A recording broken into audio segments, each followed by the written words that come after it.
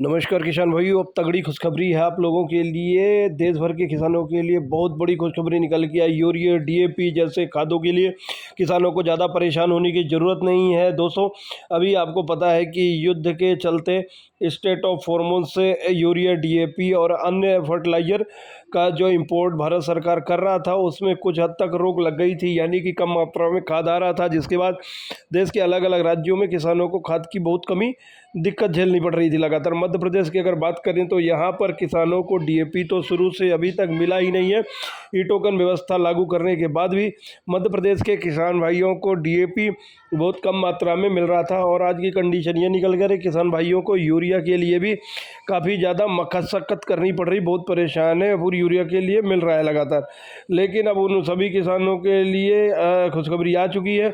Urea और DAP यानी अन्य सभी खाद से लदे करीब 15,000 ने इस स्टेट ऑफ हॉर्मोन्स को पार कर लिया है और अब किसान भाइयों को भरपूर यूरिया एंड डीएपी खाद मिलने वाला है। तो किसान भाइयों, आज इस वीडियो में हम इस खबर के माध्यम से पूरी अपडेट आपको देने जा रहे हैं। वीडियो को तक एंड तक जरूर देखिएगा। नई अपडेट के लिए चैनल को सब्सक्राइब कर ले, फेसबुक पेज को फॉलो कर ले और बेल आइकन दबाना बिल्कुल भी ना भूलें। नई अपडेट आप लोगों को जो ये जो खबर आ रही है तो अलग अलग खबरों आ रही है, जिनमें से स्पष्ट रूप से हेडिंग देखेंगे तो किसानों के लिए रात की खबर है। खाद से लदे 15 जहाज़ों ने स्टेट ऑफ हॉर्मोन्स को पार कर गया, सप्लाई की नो टेंशन है।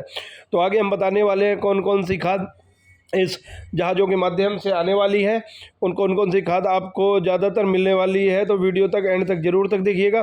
किसान भाइयों, अगर बात करें यहाँ पे खाद को लेके तो देश के उर्वरक और इसके लिए हमारे देश के लिए उर्वरक और कच्चे माल ले जाने वाले 20 जहाज़ों में से 15 जहाज़ों ने स्टेट ऑफ हॉर्मोन्स को सुरक्षित रूप से पार कर लिया है।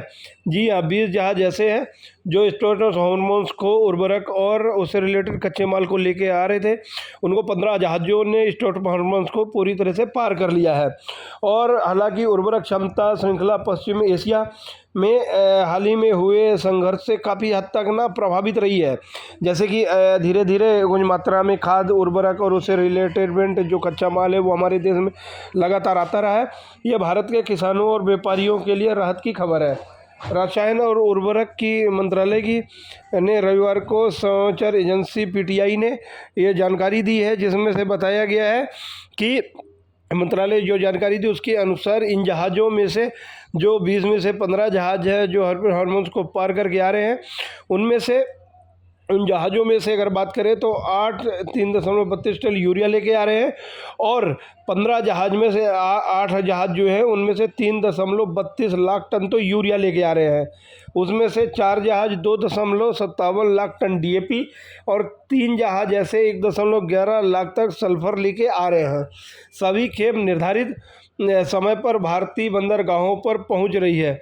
तो यहाँ पे जैसे मैंने आपको बताया था कि यूरिया डीएपी एनपीके सल्फर जैसे जो उर्वरक थे उनकी अगर कमी किसी राज्यों में देखने को अगर मिल रही होगी तो अभी जो 15 जहाज़ आ रहे हैं उनमें से 8 जहाज़ लगभग 3.32 लाख टन यूरिया और 4 जहाज़ 2.57 लाख टन डीएपी लेके आ रहे हैं। अगर ये समय पर पहुंचता है बंदरगाहों पर और देश के अलग अलग हिस्से में, खासकर मध्य प्रदेश के लिए तो हाल ही में जो किल्लत देखने को मिल रही है एनपीके डीएपी को लेके, तो वो ख़त्म होनी तय है लगभग। और अभी खासकर समय अब आया है जब खेत में किसान भाई मक्का लगाए हों, सोयाबीन हो या फिर धान लगाने की तैयारियां शुरू हो रही है। उर्वरक की आवश्यकता लगातार पड़ रही है कि बोनी को 15 दिन बीत चुकी है, 10 से 15 दिन हो चुके हैं। राज्य के अलग अलग हिस्सों में बोनी हो चुकी है और अब खरपतवार का छिड़काव करने के बाद यूरिया की आवश्यकता किसान भाइयों को लग रही है और सही समय पर ये खाद आया है, जिसके लिए जो किसानों के लिए बड़ी ही राहत भरी होने वाली है। 5 और जहाज़ों के शामिल होने की उम्मीद आ रही है, जिसमें बताया था कि 20 जहाज़ आ रहे हैं तो 15 ने तो ये लेके आ रहे और 5 और जो जहाज़ आ रहे हैं उनमें से एक जिधर 25 लाख टन अमोनिया ले जा रहा है और दूसरे में 0.45 लाख टन यूरिया है। मंत्रालय के जो 2 अतिरिक्त यूरिया जहाज़ों को और एक सल्फर जहाज़ के लिए लोडिंग भी चल रही है और सभी खेप योजना के तहत पहुंचने की उम्मीद भी है।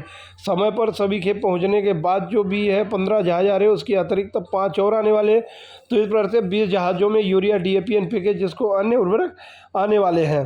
तो और अगर बात करें भारत सरकार भी कौन कौन से देशों से यहाँ पे हमारे देश के किसानों को उर्वरक आवश्यकता पूरी करने के लिए इंपोर्ट कर रही है, तो इसमें अगर देखेंगे तो भारत ने Oman, Malaysia, Vietnam, Georgia, Nigeria, रूस, फिनलैंड, मिस्र, अल्जीरिया, तुर्की, नीदरलैंड से यूरिया की आपूर्ति की व्यवस्था की है। और डीएपी एनपीके उर्वरक के लिए रूस, मॉस्को, मिस्र, अमेरिका, जॉर्डन, दक्षिण कोरिया, ट्यूनिसिया और सऊदी अरब से लाल सागर मार्ग से माध्यम से ढुलाई सुनिश्चित कर ली है वहाँ पे। यानी कि सिर्फ स्टार पर हार्मोन से उस पार देशों में निर्भर नहीं है, अन्य देशों से भी भारत सरकार उर्वरक मंत्रालय जो है वो लगातार संपर्क बनाकर आपूर्ति करके ले आ रही है। तो अगर अब बात करेंगे कि कितना हुआ यूरिया डीएपी का भी उत्पादन कितना हुआ है हमारे देश में, तो वर्ष 2027 की अप्रैल-जून में तिमाही के दौरान घरेलू यूरिया उत्पादन लगभग 67.86 लाख टन के मुकाबले में 71.55 लाख टन तक पहुंच गया था। डीएपी का उत्पादन 8.61 लाख टन के अंदर 9.80 लाख टन रहा। वहीं एनपीके का उत्पादन 20.70 लाख टन, एसएसपी का उत्पादन 13.50 लाख टन रहा है। भारतीय की वार्षिक जो उर्वरक आवश्यकता है, अगर उसकी बात हम करें कि भारत एक वर्ष में कितनी उर्वरक करता है, तो वो करीब 383.9 लाख टन है, जबकि उसके पहले ही 197 लाख टन के भंडार सुरक्षित कर लिया था, जो कि वार्षिक आवश्यकता से 51% से अधिक है।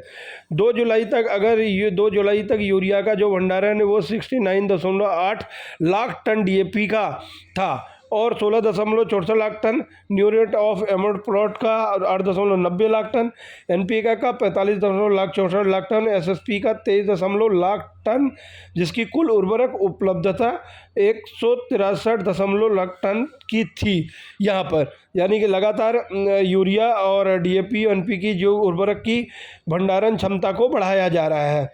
तो जो भी किसान भाई अभी यूरिया डीएपी एनपीके का टोकन बुक करने जा रहे हैं, उनको यूरिया नहीं मिल रहा है, डीएपी नहीं मिल रहा है, इस तरह की परेशानी अगर आपको देखने को मिल रही है, तो अभी आपको कुछ दिन 100 दिन का इंतज़ार करिए और वो सारी चीज़ें मिल रही है दोस्तों। और इन जानकारी आपको अच्छी लगी हो तो चैनल में सब्सक्राइब करें, फेसबुक पेज को फॉलो करना ना भूलें।